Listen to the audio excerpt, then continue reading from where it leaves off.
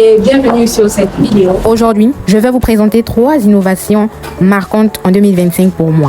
Nous allons commencer par l'énergie de fusion nucléaire. L'énergie de fusion nucléaire sert à produire de l'électricité en reproduisant ce qui se passe dans le soleil. La fusion est intéressante car elle produit beaucoup d'énergie, peu de déchets et pas de dioxyde de carbone. Donc elle est meilleure pour la planète.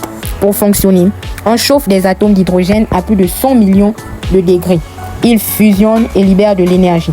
Le gaz chaud, appelé plasma, est maintenu par des aimants dans une machine appelée tokamak. Même si elle n'est pas encore utilisée partout, la fusion pourrait devenir une grande source d'énergie dans le futur. Passons maintenant au CRISPR 3.0. Le CRISPR 3.0 est une technologie pour modifier l'ADN de façon très précise.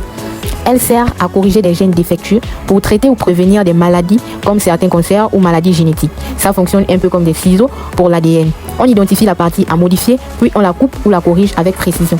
Grâce à CRISPR 3.0, on peut réparer un gène sans abîmer le reste du génome. Cette technologie pourrait rendre la médecine plus personnalisée et soigner des maladies qui étaient incurables. Enfin, l'informatique quantique.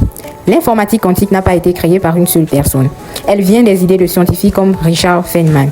Aujourd'hui, des entreprises comme IBM, Google et Microsoft travaillent sur cette technologie.